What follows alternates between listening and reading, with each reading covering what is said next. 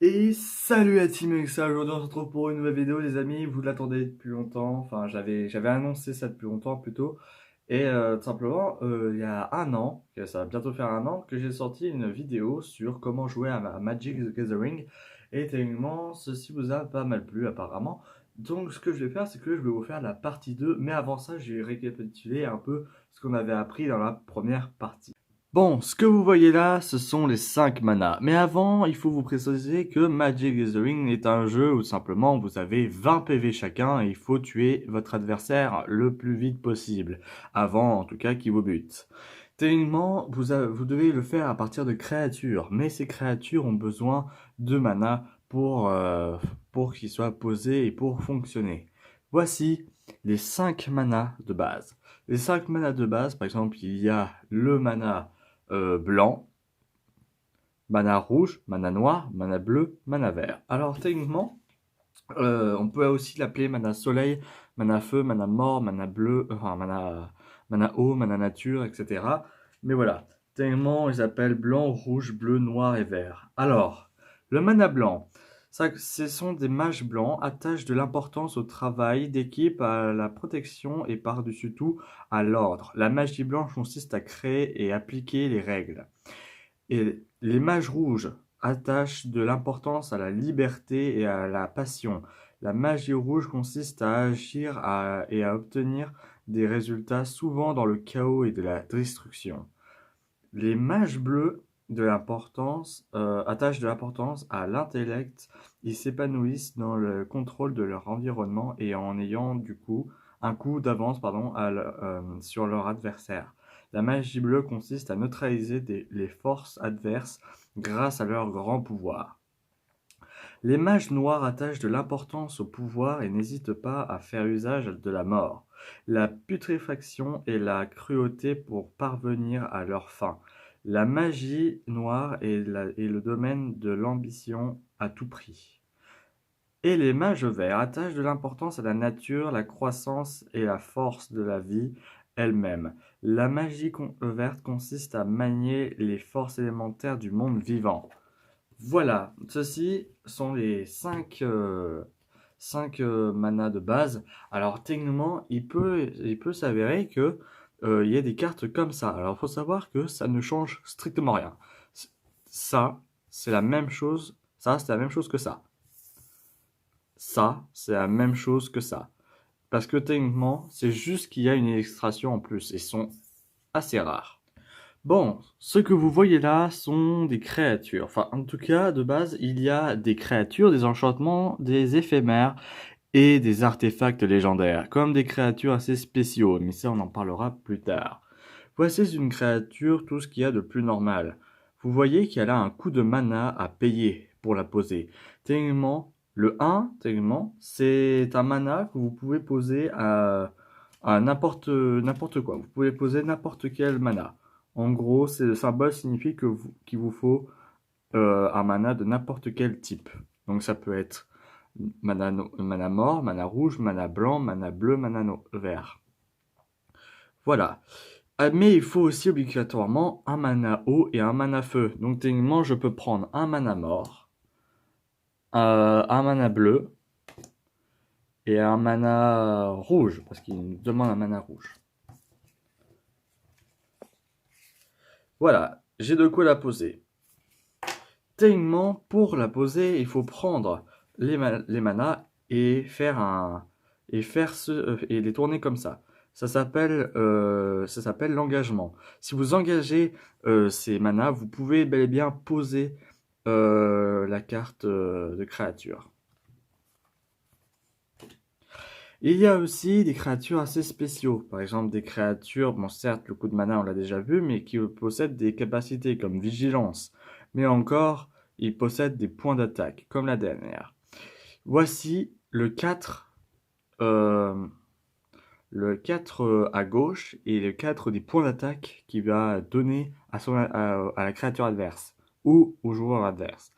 Le 4 à droite est le chiffre de points de vie qu'elle a. Donc, si jamais on lui fait plus de 4 PV ou de 4, eh ben elle meurt. Et dans ce cas, elle va dans ce qui s'appelle le cimetière.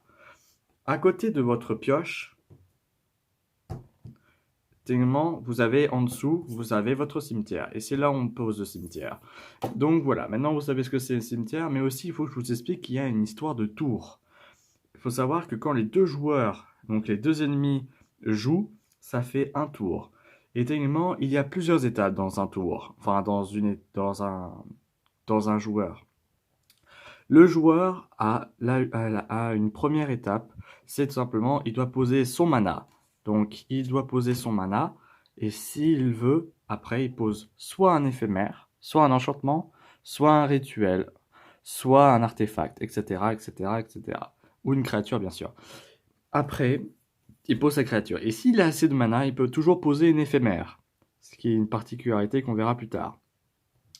Ensuite, il attaque. Enfin, avant de poser son éphémère, il peut attaquer. C'est pas après, c'est avant. Et ensuite, il y a une dernière partie, mais c'est une partie qui vaut quasiment rien. C'est parce que c'est la partie qui dit que le joueur a terminé. Et l'autre joueur peut commencer et donc du coup terminer le tour. Je vous ai parlé de créatures, enfin d'enchantements, etc. Alors, l'enchantement, on verra ça plus tard. On va plutôt voir ce que c'est un rituel. Voilà, je les ai retrouvés. Alors, voici un rituel. Un rituel, c'est simplement une créature, sauf qu'il n'a pas de point d'attaque et de point de vie. Et techniquement, quand vous l'avez utilisé, quand vous l'avez engagé et utilisé, boum, vous devez officiellement la mettre dans le cimetière. Évidemment, dès que vous la posez, vous pouvez directement la jouer.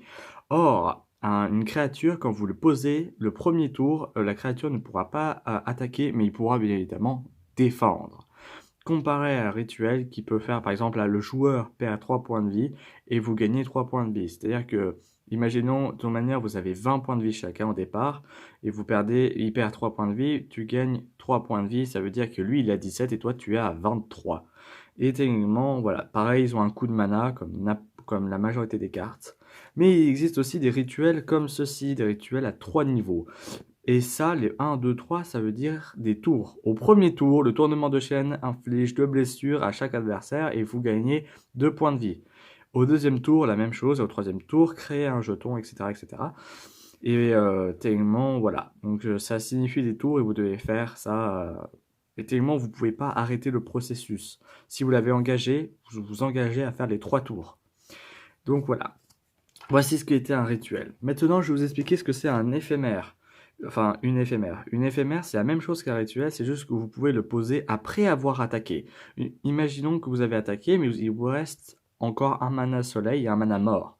Cela voudrait dire que vous pouvez engager le mana mort et le mana soleil, et vous pouvez le poser. Évidemment, cet éphémère doit directement s'engager. Donc cela veut dire que ces effets vont être directs.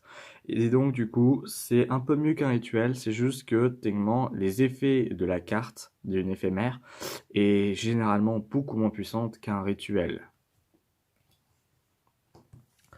Voici un enchantement. Un enchantement, c'est pareil qu'un rituel, c'est pareil qu'une éphémère. Enfin non, c'est pas pareil qu'une éphémère, et ça ressemble un peu à un rituel. Techniquement, c'est un rituel, c'est juste que, évidemment, un enchantement peut s'appliquer à une créature, mais aussi elle reste surtout sur le champ de bataille. Et une fois qu'elle est engagée, eh ben, elle fait son effet. Et techniquement, elle y reste tant qu'elle ne se fait pas dégager. Si jamais elle s'accroche à une créature et que la créature meurt, eh ben, l'enchantement meurt avec la créature, ce qui paraît totalement logique. Les artefacts légendaires sont pareils que les enchantements, à une exception près, c'est qu'ils sont beaucoup plus compliqués et précis à manier. Si jamais votre artefact vous fait perdre des points de vie, vous fait perdre pas mal de choses alors qu'il n'est pas censé faire ça selon votre plan, eh ben vous devez directement la désengager parce que techniquement ça va vous faire perdre la partie. Mais ça peut être un moyen très facile de gagner. Sacrifier 10 permanents non-terrain, chaque adversaire perd 10 points de vie. C'est la phrase qui était là. Donc c'est seulement quand vous l'engagez, vous devez absolument le faire. Donc le texte qui est avant, vous devez le faire, j'imagine, mais surtout, vous devez aussi faire ça en priorité. Maintenant, je vais vous parler de cartes spéciaux. Dernièrement, le X que vous voyez là, c'est 10 dans chiffre romain, donc vous devez payer 10 mana incolores. Évidemment, les mana incolores, ça peut être tout. Ça peut être ça, comme ça, comme ça, comme ça et ça. C'est ça un mana. Tout ça, ce sont des manas incolores. Parce que techniquement, un mana incolore, ça peut être n'importe quoi. Ça ou ça. Donc voilà. Là, vous voyez 0 sur 0. Donc techniquement, elle n'a pas de point de vie, elle n'a pas de point d'attaque. Alors techniquement, si, parce que le 0 sur 0, on peut lui mettre des marqueurs. Et un marqueur, c'est un point d'attaque et un point de vie.